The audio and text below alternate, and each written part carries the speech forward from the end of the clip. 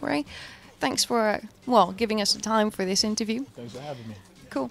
I would like to grab back to an interview that you did in 2007 with Hiphop DX. Oh, I'm not going to remember that. It's okay, I'll help you remember. Okay. Right. You said a lot of interesting things in that interview, especially about the condition for artists nowadays. One of the things that you discussed in that interview was that you saw that artists were somewhat struggling nowadays, and that you were going to break the mold. Well, I mean, that was back in 2007, so that's probably before I had done a bunch of touring, definitely before I signed to Duck Down. So it was probably before a lot of things that people may know me for. And doing it my own way is basically, you know, not following any trends, you know, kind of just marching to the beat of my own drummer, and not necessarily compromising my sound and my music just to fit in with the radio or fit in with video. And I think I've done a decent job. You know, I got to sign with the biggest independent label in the game, Duck Down Records. I put out an album with Marco that, you know, people love all across the world, and I'm still currently touring and just doing everything I wanted to do anyway without having to bend and break who I am as an artist in order to achieve those things. And yeah, could you describe perhaps it's better to ask, what would you think is a Torae way?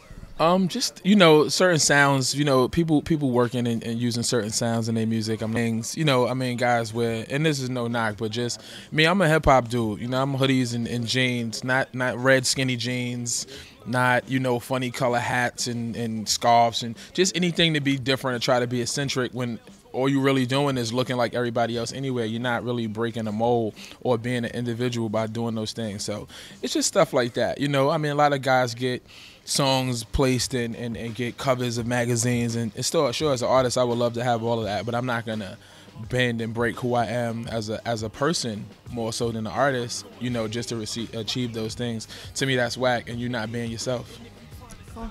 And well, looking back at 2007 and now for you, A long time ago. Yeah, definitely. What do you feel has changed for you? I got more money now. Nah. What's changed since 2007? I think the awareness of me. You know, I'm not a household name, but I definitely think people are more aware. I remember the first time I was out here as an opener, you know, so just now we just closed the hip-hop show as the closing act, as the headliner. So, you know, just things like that have changed, you know, where I was more obscure or maybe a little more underground. People didn't know me. I think people are starting to become more aware of me and my sound.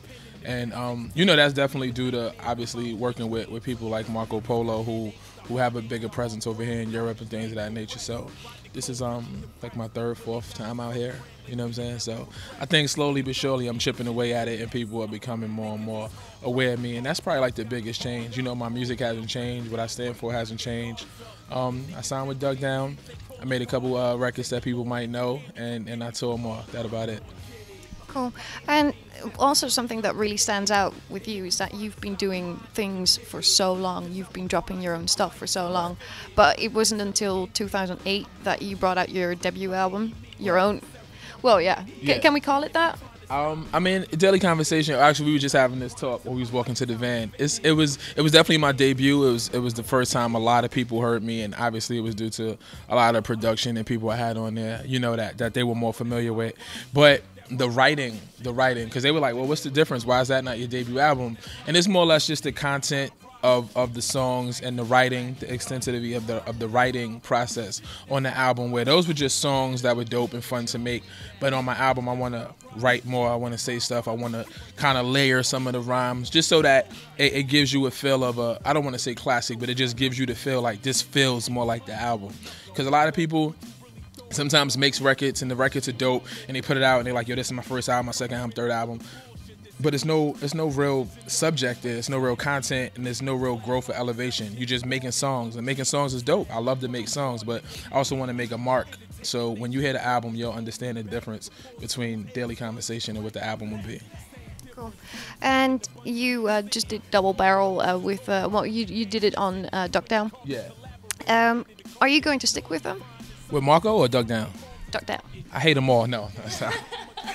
Definitely gonna continue to work with Marco. You know, no matter what label or if there is no label involved, that's my brother for life. So definitely gonna continue to work with Marco. And Dug Down, you know, so far things have been good. You know, as an artist, I'm not gonna say a lot. As an artist, you always want things to be better.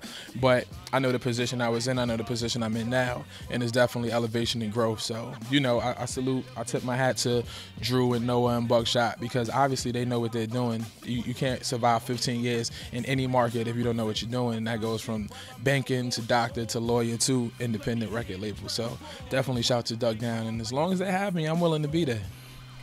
And you have your own label as well, Internal Affairs. Yeah. Are you going to stick with that as well? Are you going to keep that? Yeah, everything that I do is definitely under my imprint. Whether I put a logo on it, like things like that don't matter to me. But it's everything comes through my company, my own product and production aspects of it. So yeah, Internal Affairs. You know, I work with another independent label that we distribute things digitally and sometimes physically. Rap to the beat. You know, I make things happen behind the scenes. So it's just my passion. I love music all across the board. It doesn't matter if I'm writing, if I'm, you know, behind the scenes, if I'm helping to put a treatment together for a video, if I'm doing my radio show, if I'm hosting, you know, all of those things to me embody what hip hop is and what I love about it. So I don't have a problem being on this side of the mic or that side of the mic.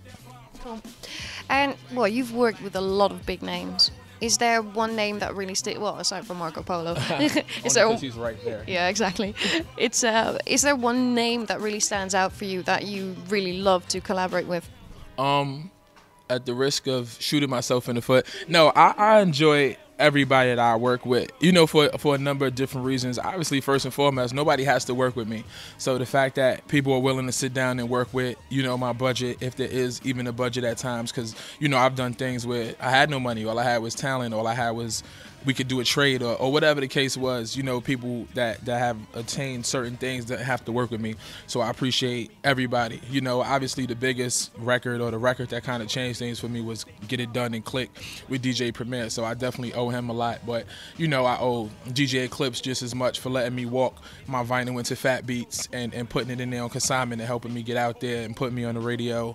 You know, Ninth Wonder, who was a Grammy-winning producer who didn't have to say 2 words to me, you know, put me on his album and worked on my album, Crisis, you know, Black Milk. Just so many different people who had things going on, you know, now Pete Rock and Clark Kent and Buck Wild. All these guys who just, you know, who are legends in their own right, who don't have to work with anybody they don't want to. The fact that they wanted to contribute and work with me, you know, I'm in debt to everybody. Cool. And, well, obviously we're kind of curious. How did you hook up with all these people? Is there well... You know, it's just grinding and timing and being in the right place and having the right connections. You know, it's just a little bit of everything. I wish I could just draw out the blueprint of how I did it. It'd be so much easier to tell the next person because I'm like, you got to give it away in order to keep it. So I don't try to, you know, well, I'm on now, so I don't try to distance myself from other aspiring artists and things like that. But, you know, it was just a number of things. I was doing showcases in New York. I was, you know, freestyling. I was doing open mics, just anything that I could be seen, I could be heard, you know, and if you have the talent, eventually people will start to hear about it. You know, Preem came to a showcase that I was doing where I actually had to sell tickets to get in that showcase, but I had a mutual friend and she was like, you know, they were like, you should come out to the show and see this guy. He said when he saw that show, he knew he wanted to work with me. But, you know, up until then, it wasn't like I wasn't getting paid for that show. I actually had to pay, you know, to get on it. But just doing things like that, you know, just for the love of the music and just grinding, like really getting your hands dirty